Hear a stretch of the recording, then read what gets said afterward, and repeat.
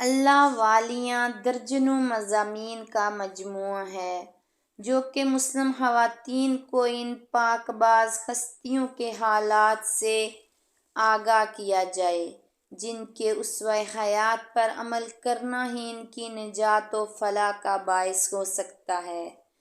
اگر کسی ایک عورت کی زندگی بھی یہ ویڈیو دیکھ کر سدھر جائے تو وہ ان مقدس خواتین کے اتباع کو مشعل راہ بنا لے جنہیں قرآن حکیم نے مومنات و صالحات کہہ کر پکارا ہے، تو میں سمجھوں گی کہ میری محنت رنگ لے آئی ہے۔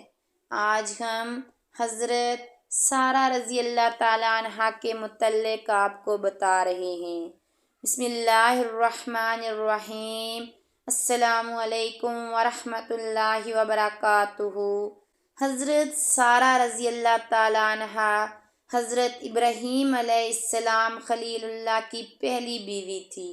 وہ ایک بادشاہ کی بیٹی تھی اور عجیب حالات میں حضرت ابراہیم علیہ السلام کے عقد نکاح میں آئیں۔ جب حضرت ابراہیم علیہ السلام ملک عراق سے ہجرت کر کے شام کی طرف روانہ ہوئے، راستے میں ان کا گزر ایک ایسے شہر میں ہوا جہاں میلے یا جشن کی کیفیت تھی۔ لوگ بیش قیمت ملبوسات سے آراستہ ادھر ادھر پھر رہے تھے۔ حضرت ابراہیم علیہ السلام نے لوگوں سے پوچھا کہ یہ ہنگامہ طرب کیا ہے؟ انہیں بتایا گیا، یہاں کے بادشاہ کی بیٹی نے اپنا شوہر خود منتخب کرنے کا اعلان کیا ہے۔ چنانچہ اس غرض کے لیے بادشاہ کی بیٹی کو دوپہر کے وقت سوار ہو کر لوگوں کے ہجوم سے گزرنا ہے۔ ابھی تک اس کی نظر انتہاب کسی پر نہیں پڑی، اب اس کے آنے کا وقت ہوا ہی چاہتا ہے۔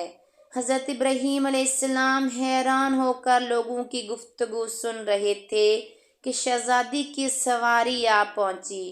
اس کی نظر اچانک حضرت ابراہیم علیہ السلام پر پڑی۔ صحت مند جسم اور چہرہ جلال نبوت سے منور، فوراً اعلان کر دیا کہ میری شادی اس مسافر سے ہوگی۔ شاہی کارندے اسی وقت حضرت ابراہیم علیہ السلام کو بادشاہ کے محل میں لے گئے۔ بادشاہ اپنی بیٹی کا انتخاب دیکھ کر حیران رہ گیا۔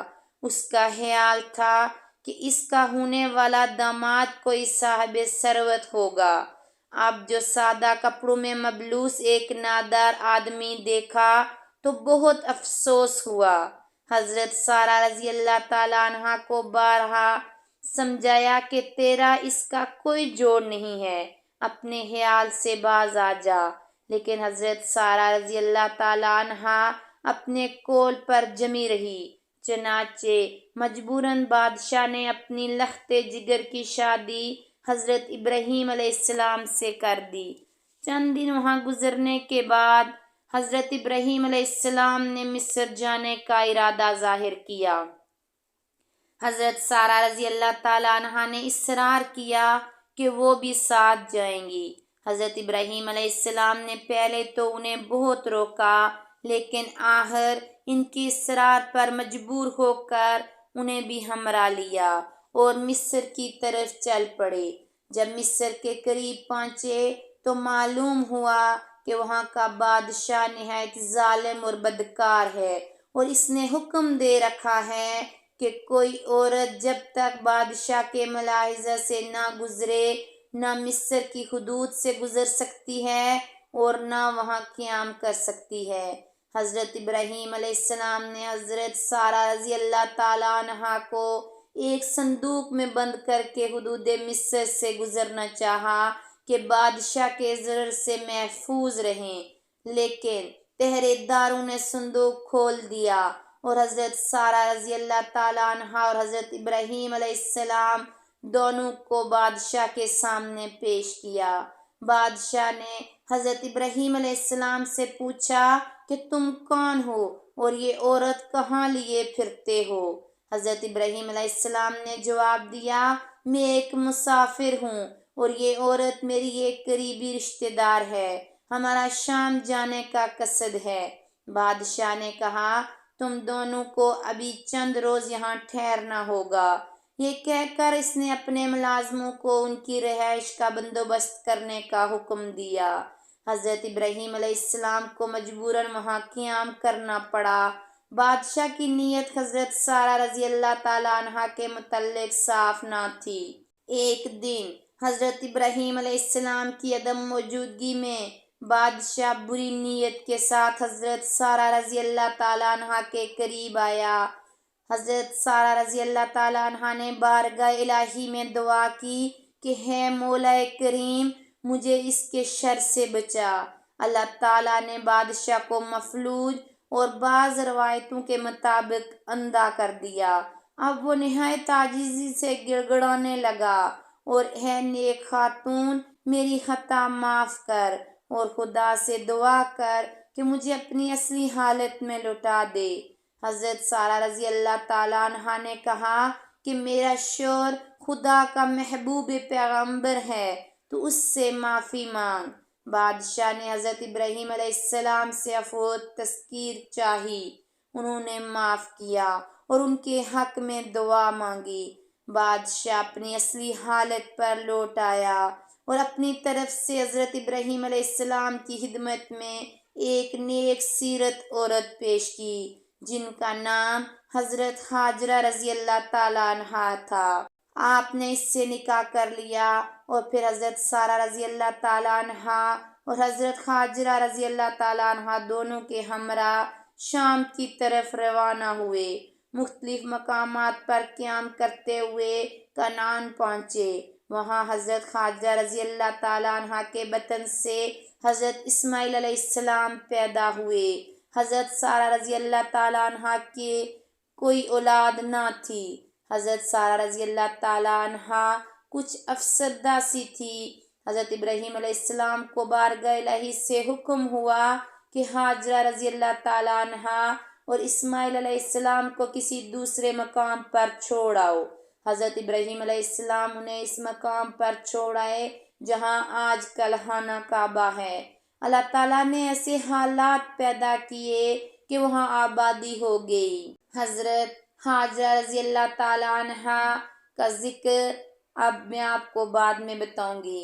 حضرت ابراہیم علیہ السلام اور حضرت سارہ رضی اللہ تعالیٰ عنہا کے ہمراہ وہاں سے تشریف لے گئے۔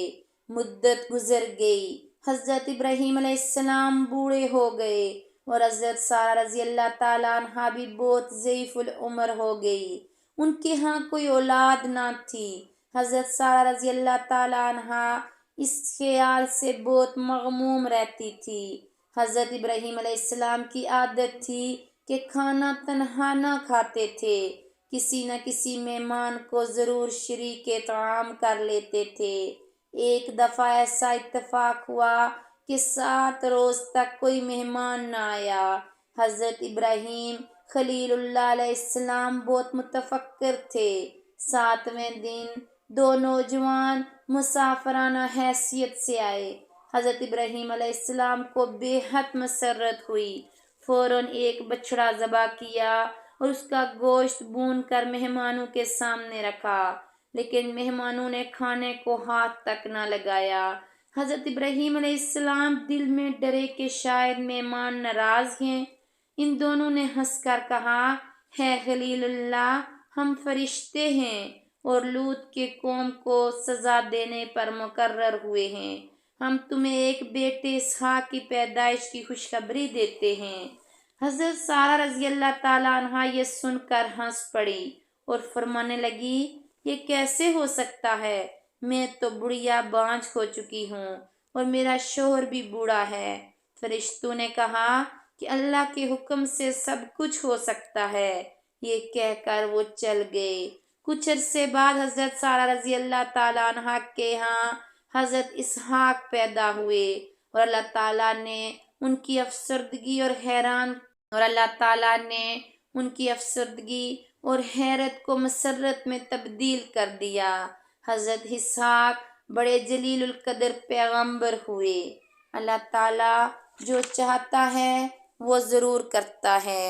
یہ ہیں اللہ کے نبی حضرت ابراہیم علیہ السلام اور ان کی بیوی حضرت سارہ کا واقعہ۔ اس طرح کی مزید ویڈیو دیکھنے کے لیے ہمارے چینل کو سبسکرائب کریں۔ شکریہ۔